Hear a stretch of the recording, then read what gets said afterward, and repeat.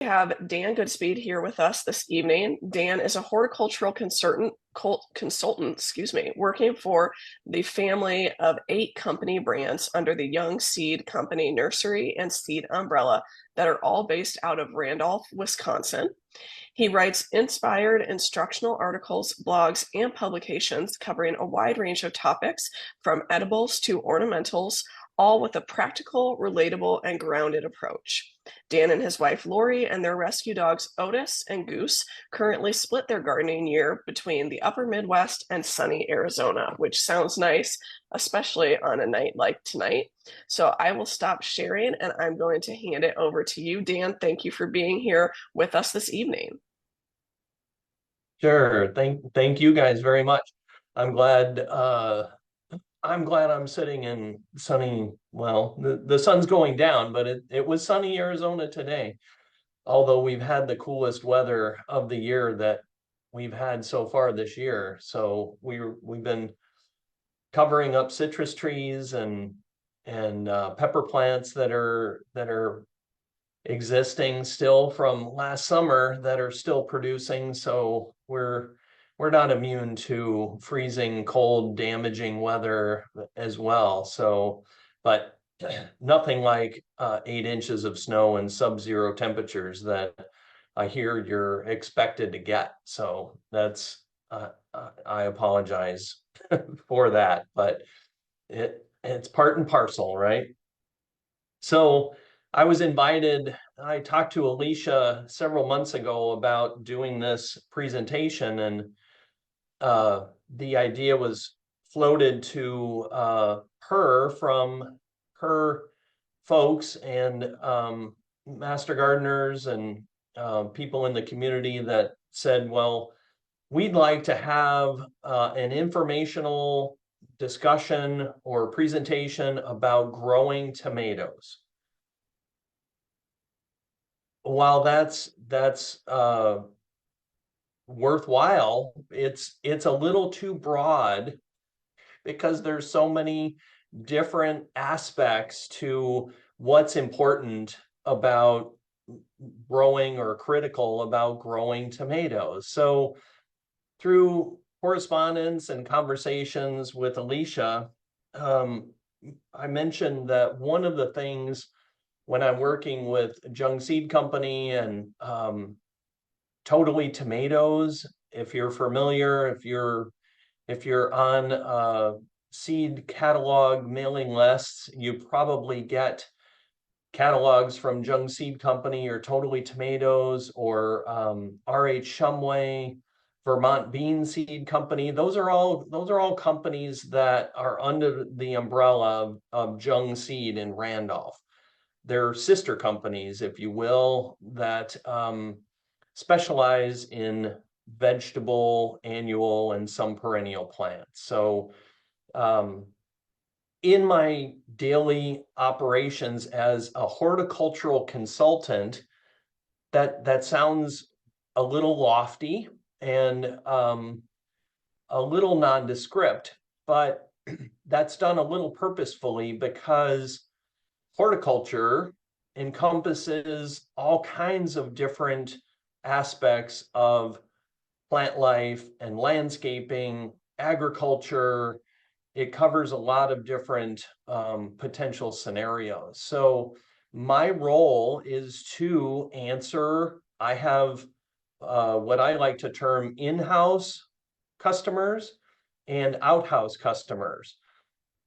And my outhouse customers are customers who buy from all of those different catalogs.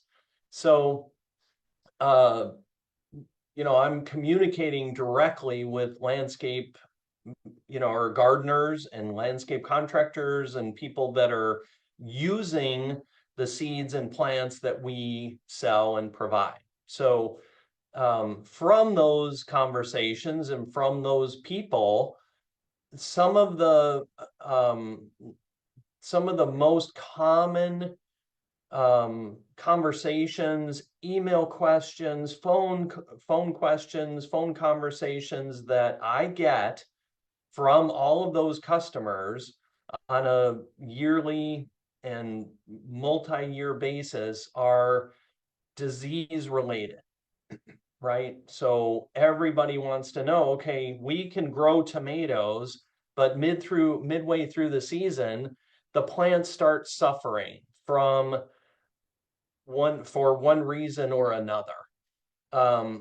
So I field a lot of phone calls and email questions about that. So when I was talking to Alicia, I floated the idea that maybe we should boil down the conversation about how to grow tomatoes or what's important about growing tomatoes into the most commonly asked questions about how do I combat disease to keep my plants healthy, producing, etc.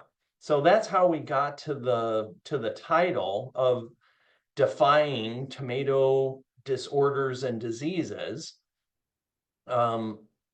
It's important for that distinction. There are disorders that affect tomato plants, and there are diseases, right? Those two things are very important to separate. Disorders are one aspect to the potential problems with growing tomatoes or having tomatoes produce well. And then there are diseases. And how you handle both of those, or those two individual things, are different. They're not equal.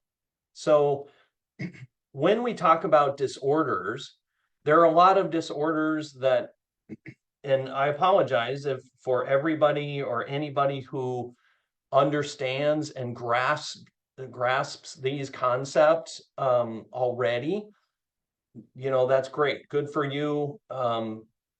Keep at it, share your wisdom. But I talk to a lot of people that call for advice and suggestions, including master gardeners, very experienced master gardeners who say, I need help preventing blossom end rot disease with their tomatoes. That blossom end rot is an example of a disorder, right? It's not a disease, it's a disorder. There are a lot of things that affect tomatoes, tomato plants, tomato fruits that most people will lump into, oh, my tomato is having a problem, my tomato plant or fruits are having a problem, ergo, it's a disease.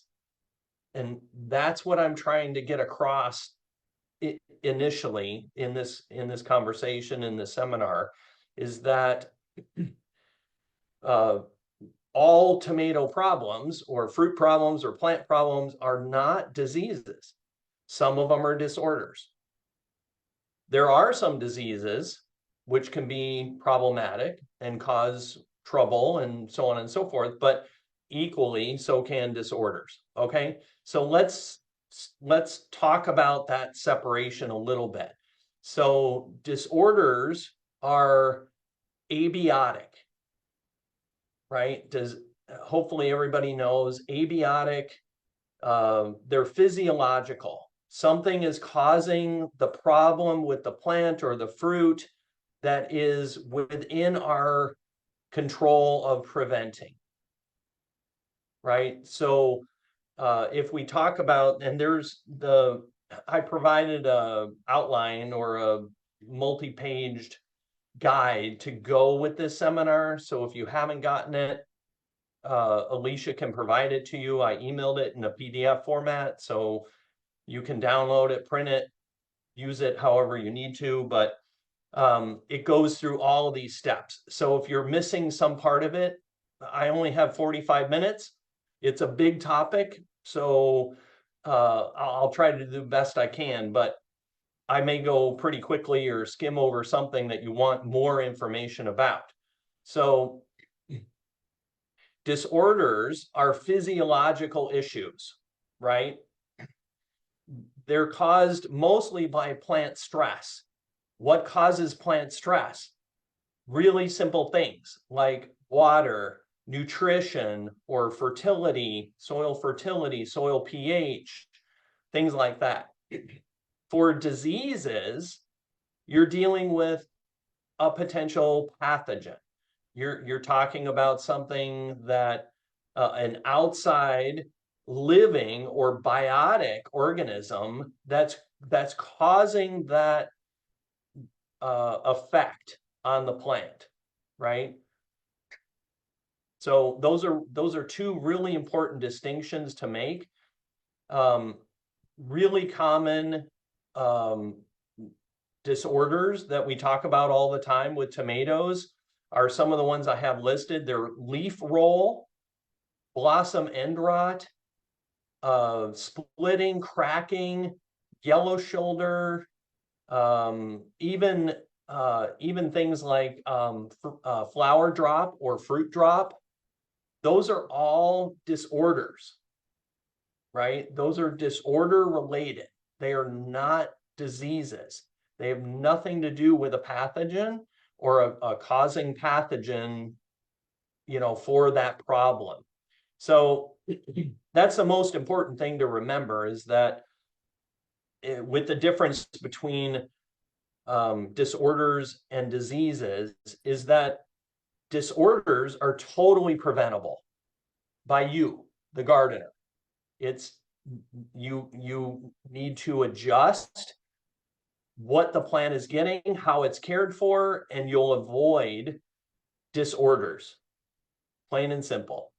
With diseases have what's called, hopefully through Master Gardener training, you've gotten an introduction to what's called the disease pyramid, right?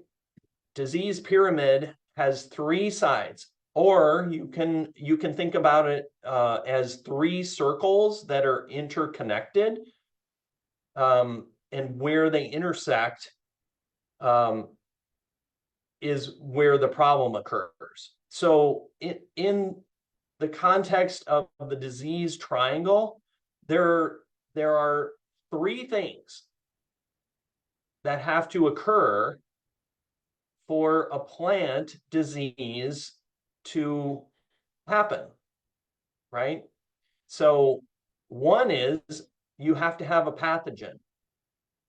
You have to have a causing pathogen. What pathogen is causing the disease? The next one is a plant or a host plant, right? You have to have a host that pathogen wants to infect.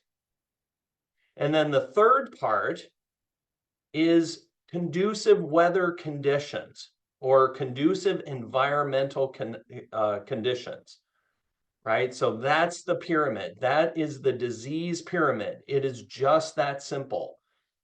So for the triangle to be complete,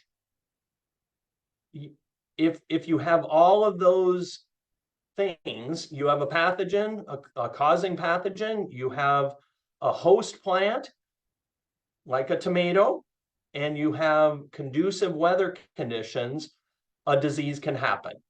Bam. You have leaf spots, you have root fungus, you have gray mold. So the way to protect your plants is to eliminate or neutralize one of those three sides, right? So if you take away the conducive weather conditions, can a disease happen? If you just have a pathogen and a host, if you don't have the weather that causes it, you don't get a disease. You cannot get a disease.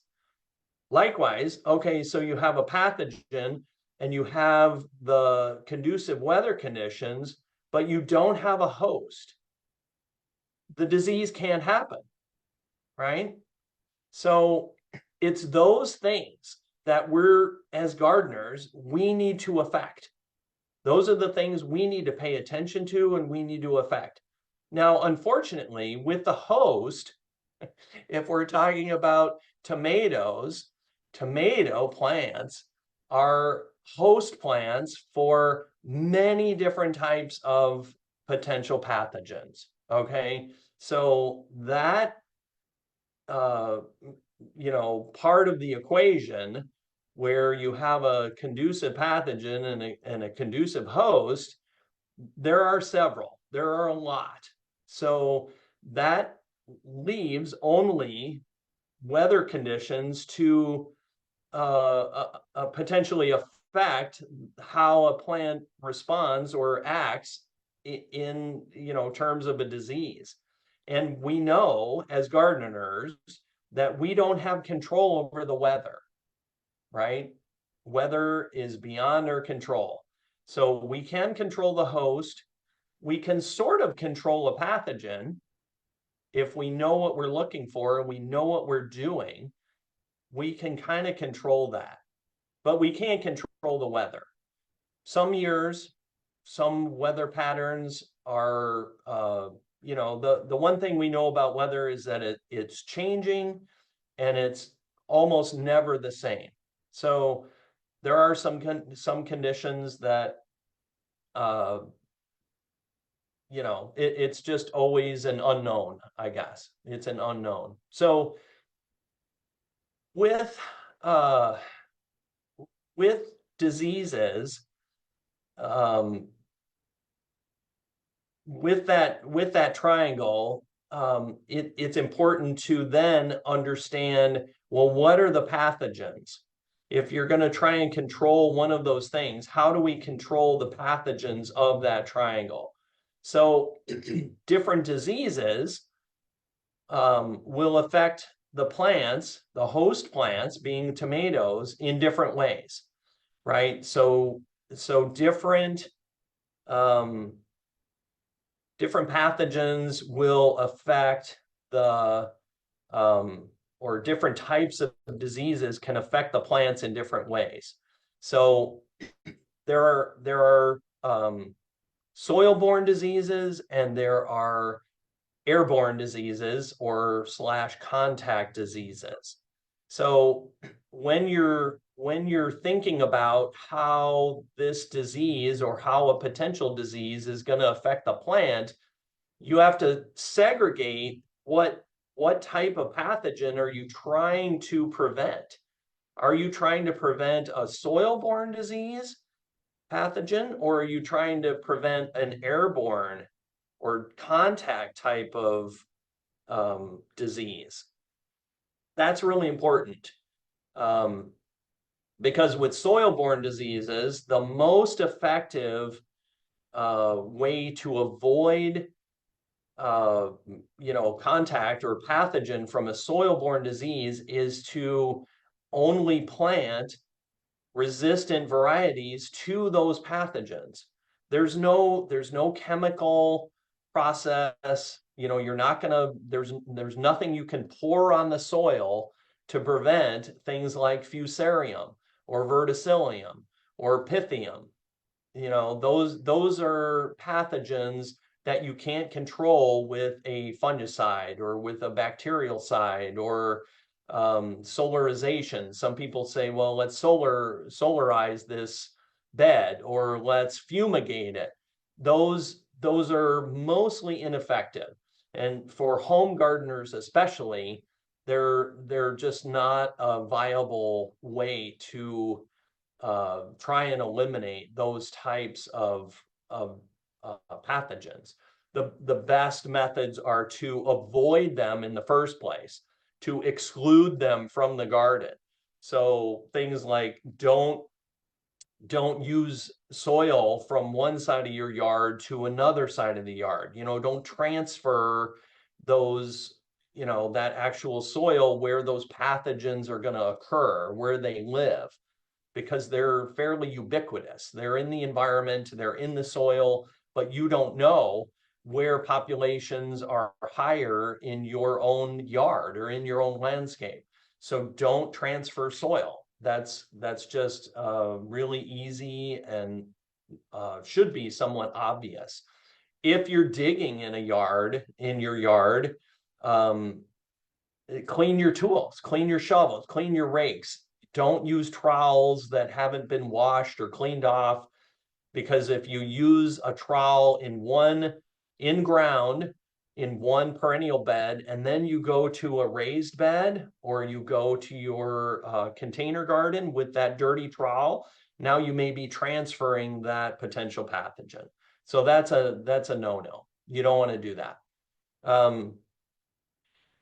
Types of diseases with vegetable plants, there are lots of different types of diseases.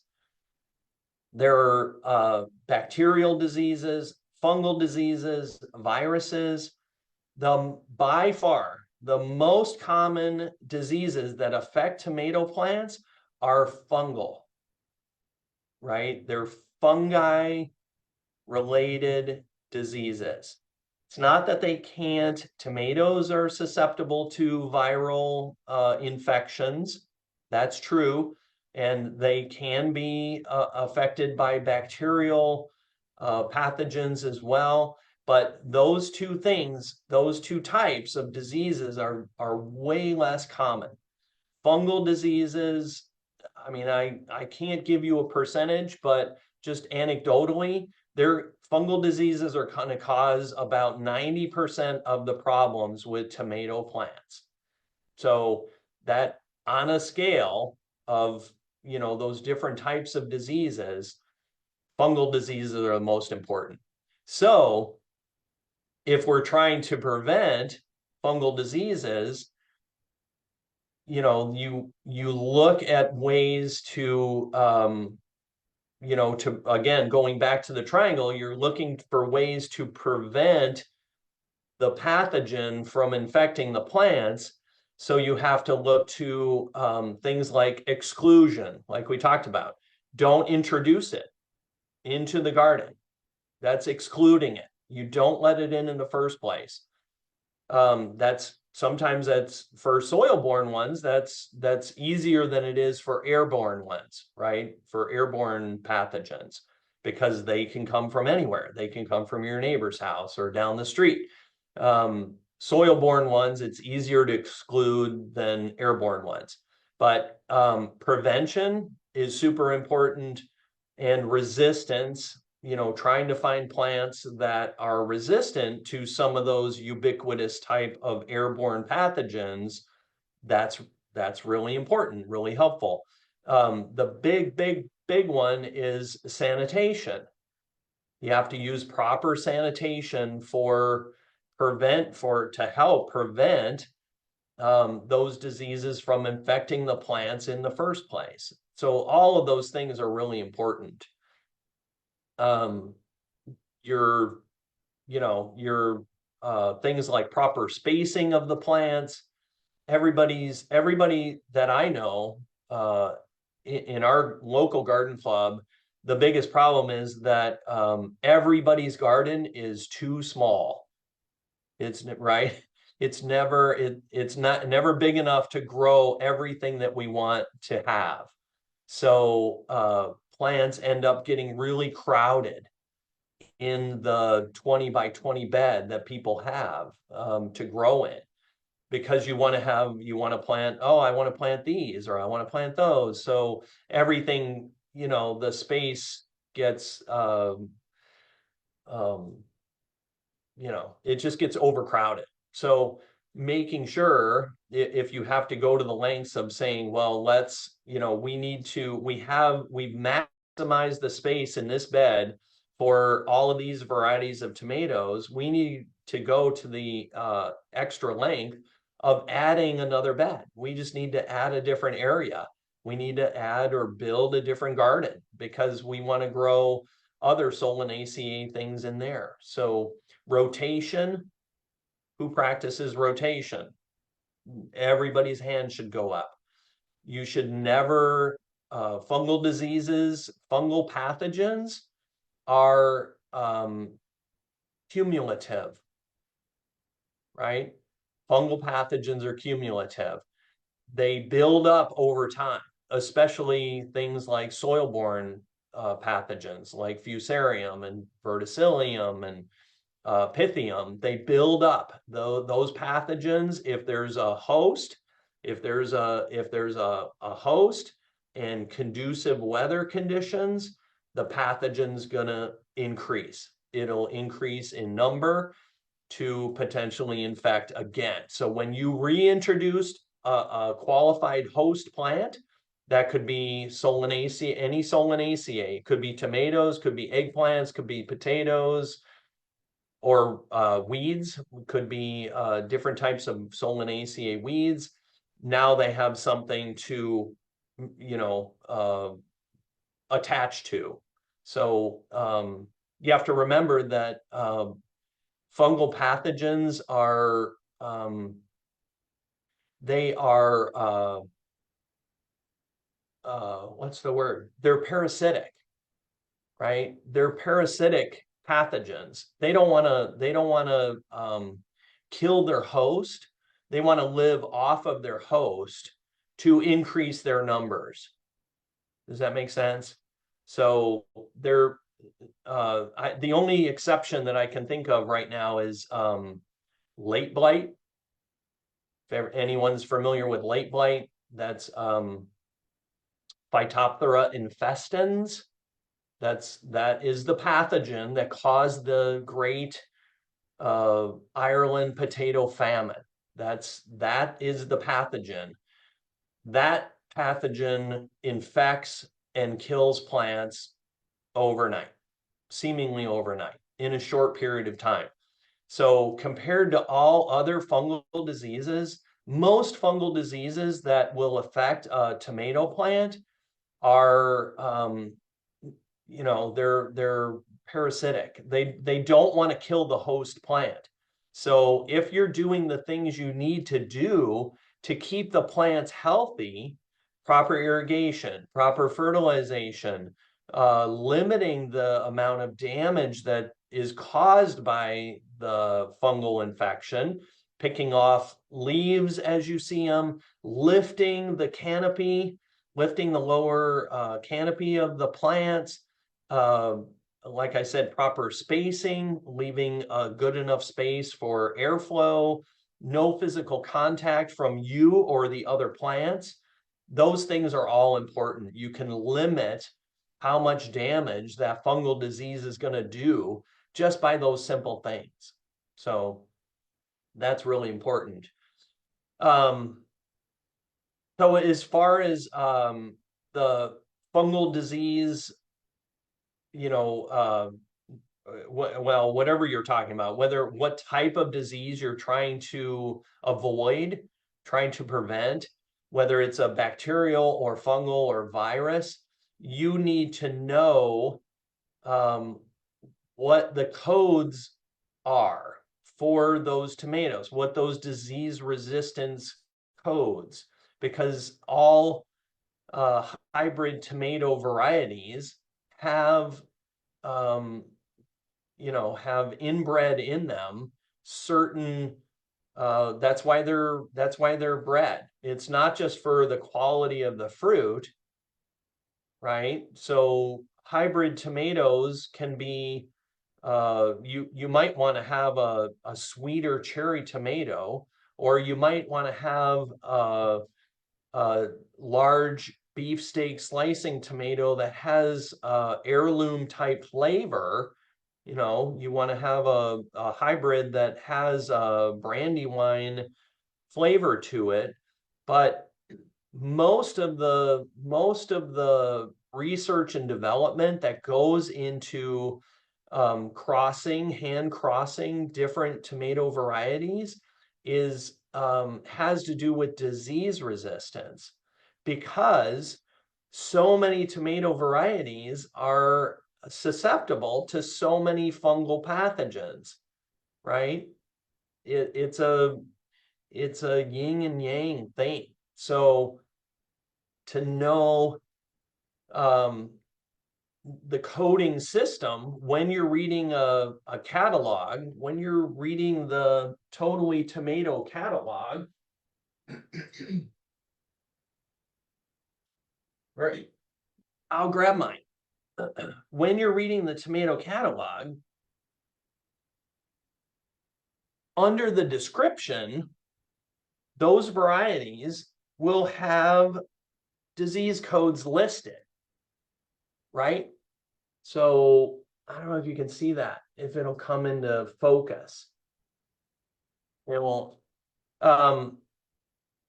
After the named variety, when you're looking at a catalog, and I apologize if everybody knows this information, but I get calls every single day from customers that have that catalog in front of them, including master gardeners, that say, I need a tomato that is resistant to early blight.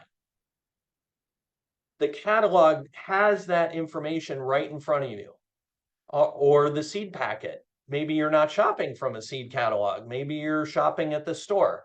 The seed packet, that variety will have codes for all the diseases that that particular variety is resistant to.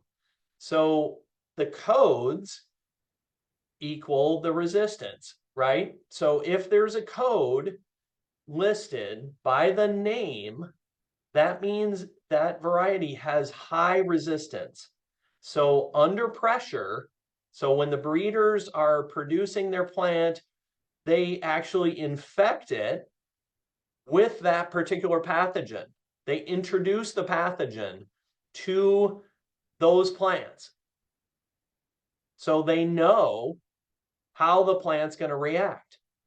So if the plant under, influence of that pathogen grows just fine, produces fruit, handles that disease pressure, then that's designated as that plant, that variety has high resistance under pressure. So the codes, you have to know the codes. Those are really important for trying to defend your garden plants against those potential pathogens. So there are things like early blight and late blight. That late blight is a good example. Everybody likes to, I don't know, complain about late blight affecting their plants. It hardly ever happens. I'll tell you that right off the bat. Late blight is a terrible, problematic fungal disease that does affect tomato plants in a really fast and horrific way. But there's really no cure for it. There's no cure for late blight. That's one of the things that causes it to be so problematic. It's that once proper identification has been made for late blight, you have to just pull up the plant and destroy it. You just have to get rid of it. So nobody wants late blight in their tomato garden, that's for sure, or on their potatoes. But late blight, it rarely occurs, say north of I-70. As you're looking at the map of the United States, it's a very weather dependent disease. So it's a very weather dependent fungal disease. All the conditions have to be just right for it to migrate, because it starts in the south. It starts in the south part of the United States, and then as the weather patterns develop that are conducive to its growth and development, it will spread by rain and wind and other mechanical methods. But the main thing to remember is that it rarely, if it occurs, it's not to say you can't get it in your garden. You could, but most seasons it doesn't occur. Late blight doesn't happen most seasons, and it rarely happens multiple years in a row. So that's not necessarily that you want to let your guard down, but if there have been incidents of late blight in your county, in your neighborhood, in your area, if they have been positively identified as late blight, then purchasing or planting a late blight resistant variety of tomato may be worthwhile for the next season. So just something to think about. There are intermediate resistances. Some varieties, if they don't, they can still show resistance to a pathogen, just not high resistance. So an intermediate resistance, those plants that show some resistance, but not the highest level of resistance, like something might be, well, they cause some leaf spotting, but it didn't affect the total or overall growth of the plant or the fruit production. It wasn't that the plants didn't get infected at all, but the plants resisted it to some degree. Then those plants are given an intermediate resistance, and they're not given a code. They don't have one of these designated codes, because those are only for high resistance. Only things that show high, only varieties that show high resistance are assigned a disease code. But some of the descriptions, again, in the catalog or on the seed packet, they may notate that it had intermediate resistance to nematodes, or showed intermediate resistance to early blight. Those are still worthwhile for you as a gardener, for people as for gardeners and people that are planting tomatoes. If you have that pathogen in your local area, and that variety that you really, really like has intermediate resistance, or shows some intermediate resistance or moderate resistance to that pathogen, it's worthwhile to choose that type to plant. Does that make sense? I hope that makes sense. So where are we? Know the codes. Late blight we talked about. So as I mentioned, with fungal diseases, there are lots of them. There are a lot of airborne type fungal diseases. Some of them are listed there for the in the codes. The garden code, it's a little, I hesitate to get into the explaining the disease codes more than these codes. The V and the F for fusarium and the N for nematodes, they're very they're very logical and easy to understand. They're what's called the common garden disease resistant code, and it's based on the common name for the pathogen, or rather the disease that the pathogen causes. But sometimes, like if you look at the gray leaf spot, the GLS leaf code, sometimes in catalogs or seed packets or other documentation, sometimes they'll list the disease resistance as the causing pathogen. They'll use the genus and the species, right? Just like you would for plants. Echinacea purpurea, it would be a capital E and a small p. Echinacea purpurea. So with pathogens, with fungal pathogens, because it's a fungi, it has a genus and a species. So um, the gray leaf spot, the pathogen, the causing pathogen, is the Stemphylium species, or they're too hard to pronounce. Like I mentioned with late blight, it's Phytophthora infestans. So sometimes you'll see for late blight, you'll see a capital P and a small I. That's the genus and the species, Phytophthora infestans. So it's just something to pay attention to, maybe, or to look at more closely. If you don't see a disease code that you recognize, then that might be something to ask your extension agent and say, well, I'm looking for this particular disease resistance and I don't see it. One really common one that's not on this list that I get asked about all the time is Septoria, Septoria leaf spot.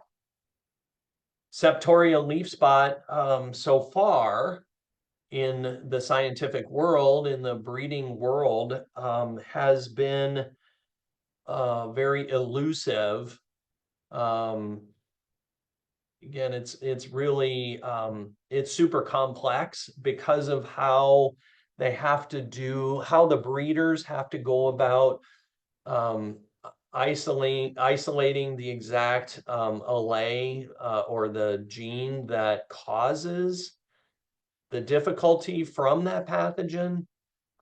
Anyway, there are only a handful. There's a few, maybe I could count on my hand, 5 different tomato varieties that so far have been offered or have been released by breeders, hybrids that happen to have resistance to Septoria. That's one of the most common fungal diseases for tomatoes. The good news is that Septoria, in and of itself, is not, it's almost a cosmetic disease. It's a cosmetic nuisance, if you will. It's not a super strong pathogen. It doesn't take out plants, or it won't take out healthy plants very easily. It can cause disturbing, like I said, cosmetic or visually unattractive plants. They get purple spots, and then those purple spots grow and the leaves turn yellow and start dropping. If you pay attention to all of the different uh, you know defense mechanisms that you can use against fungal diseases, just in general, you'll reduce the effects of something like Septoria, or you can um, prevent Septoria from being a major problem pretty easily. So preventing diseases, that would be the next part, right? Is that once you know the codes, you're planting varieties that are resistant to those specific diseases. Now you're looking at overall prevention steps, from having those plants affected, physically affected by those diseases. And it's just not that complex. It's time consuming, it is effort, but everybody can do it. All gardeners can do it. That's why I list them as easy steps. They are easy steps that everybody can do. All gardeners can do to help prevent diseases and potential harsh effects of diseases on their tomato plants. So number one, we've already talked about it a lot. Choose to plant varieties that have high resistance to those potential diseases, right? If you're not sure, what diseases are in your local area or what's in your county. Ask your other garden club members, ask the extension agents, ask Alicia. Say, what do I really need to be aware of? Or if your plants are suffering from a disease or you think it's a disease, take off parts of those plants, take those leaves, put them in a plastic baggie and drive them down there and say, will you look at this? I'm not sure what this is, because proper identification of the pathogen that's causing it is paramount. You have to know exactly what disease. If you can think back to all of the codes, you have all those different codes. All of those codes correspond to a specific pathogen. Some of the symptoms are going to be the same, but not all of them will be.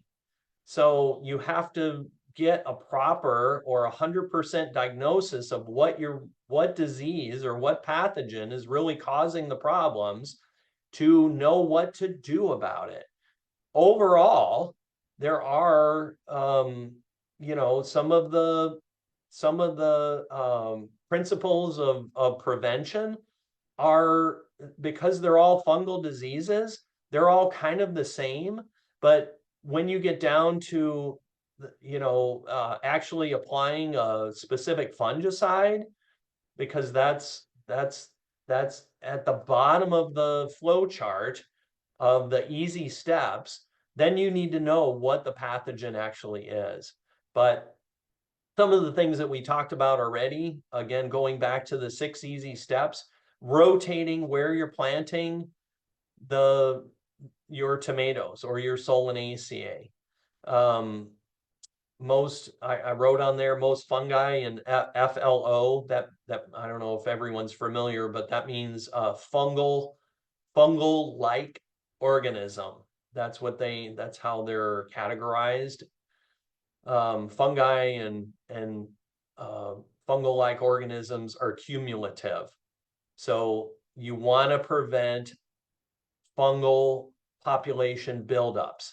That's why number 2, rotating where you're planting, is super important. Number 3 is practice proper plant spacing. I talked about that a lot. Again, and that's just from experience and my intimate knowledge. People will send me photographs from their garden and asking why their plants got infected and what to do about it.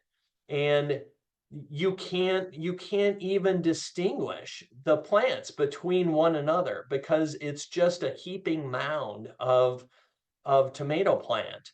You can't tell where one starts and another begins.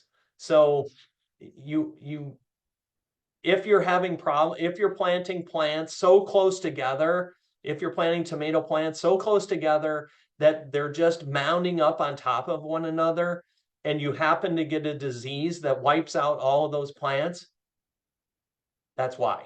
That's one of the main reasons why. So something as simple as proper plant spacing, and there are different rules for determinate and indeterminate or semi-determinate. As long as you can walk, if you can walk in between your tomato plants in a row without brushing up against them or having those leaves of those plants touch one another, that's enough space. It's not that hard. So have your wife or your partner or your spouse go out there and say, all right, stand here and I'm going to plant a plant. I'm going to plant a tomato plant. And then I'm going to plant another plant on this side of you. And then you have them move over and say, I'm going to plant a plant over here. And just make sure they're spaced wide enough apart that you're not going to have a catastrophic disaster from a fungal disease. So number 4, sanitation. It's the old realtors mantra of location, location, location. The happiest gardeners are the cleanest gardeners. Pick off leaves, sterilize your tools, wash your hands. If you find a disease problem and you're picking off leaves, um, don't mess with another plant. Take all those diseased leaves off, throw them in the trash, and then go wash your hands.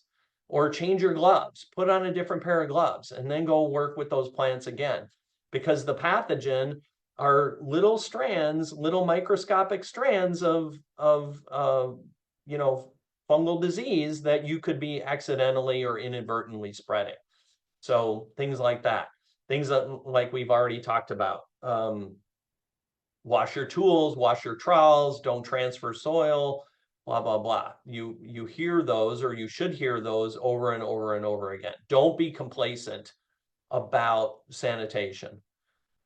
Keeping plants healthy, doing proper fertilizer, watering consistently, so on and so forth. Incidentally, keeping plants healthy is one of the most important parts of avoiding disasters with disorders, right? That we talked about initially, to separate the disorders from the diseases. Disorders are super susceptible to poor fertilization or for soil fertility, poor irrigation practices, things like that, poor soil composition, et cetera, et cetera. So those are really important to avoid those. So if you need to treat a plant with a fungicide, it's really important to understand what the fungicide is and what it's doing. So fungicides are pesticides, right? Just like insecticides, just like herbicides, fungicides are pesticides. They all have active ingredients. The active ingredient affects the pathogen. Just like an insecticide, the active ingredient in an insecticide affects the insect. Knowing the fungicide to use is really important. If you go out in the spring and start using a synthetic fungicide, that's you can build up resistance. The pathogen can build up resistance to that synthetic fungicide, right? I'm not sure if everyone understands that synthetic insecticide or fungicides are very conducive to fungi developing resistance. So instead of reaching for a synthetic type like Funganil or Captan, use a mineral-based or a biofungicide early in the season, and you'll avoid all kinds of potential problems with the fungus developing resistance. That's a huge problem in general in landscapes and gardens, is what fungicide to use on what time of year and what type of fungus. Does that make sense? I hope that makes sense.